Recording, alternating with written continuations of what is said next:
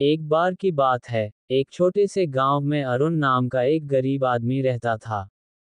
हर दिन वह सूरज उगने से लेकर ढलने तक खेतों में काम करता था, लेकिन इतनी मेहनत के बाद भी वह अपने लिए ठीक से खाना नहीं जुटा पाता था।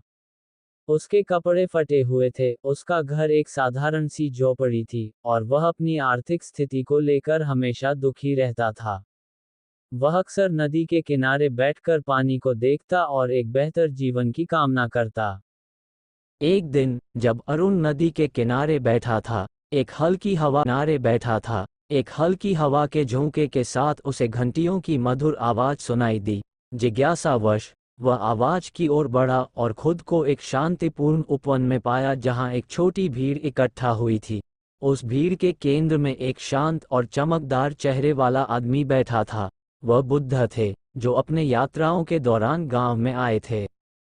अरुण कुछ देर के लिए हिचकिचाया, लेकिन फिर उसने भीड़ में शामिल होने का फैसला किया, यह आशा करते हुए कि उसे अपने दुखी दिल के लिए कुछ सांत्वना मिल सके। बुद्ध ने बोलना शुरू किया। उनकी आवाज कोमल और सुकून देने वाली थी। जीवन दुखों से भरा है, लेकिन यह सुंदरता और आनंद से भी भरा है। अक्सर हमारी इच्छाओं और भय से अंधे हो जाते हैं, और हम जीवन की सच्ची सार को नहीं देख पाते। अरुण भावनाओं से घिरा हुआ खड़ा हुआ और बुद्ध से बोला, महान शिक्षक, मैं एक गरीब आदमी हूँ। अपनी आर्थिक परेशानियों से हमेशा परेशान रहता हूँ। मैं कड़ी मेहनत करता हूँ, फिर भी मुझे खुशी नहीं मिलती। जब मैं केवल अपने दुख को देखता हूँ, तो जीवन की सुंदरता को कैसे देख सकता हूँ? बुद्ध ने करुणामयी आंखों से अरुण की ओर देखा और कहा, आओ हम एक सैर पर चलते हैं। वे गांव के चारों ओर चलते हुए बुद्ध ने अरुण को विभिन्न दृश्य दिखाए।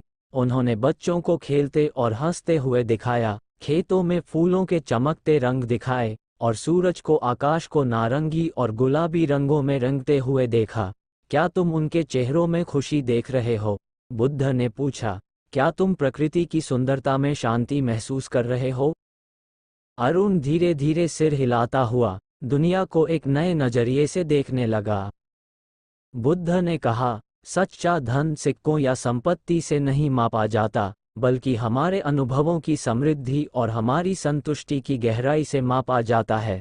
तुम्हारे पास साधारण क्षणों में खुशी पाने की क्षमता है, तुम्हारे आसपास की सुंदरता की सराहना करने की क्षमता है, और जो तुम्हारे पास है उसके लिए कृतज्ञता की भावना विकसित करने की क्षमता है, बजाय इसके कि जो तुम्हारे पास नहीं है उसकी शिकायत करो।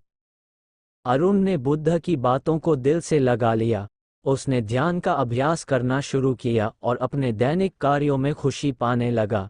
उसने दुनिया की सुंदरता की सराहना की और अपने पास जो थोड़ा था उसके लिए आभारी रहना सीखा। समय के साथ उसका दिल हल्का महसूस होने लगा और उसने एक गहरी और स्थायी शांति और खुशी की खोज की जो उसने पहले कभी नहीं जानी थी।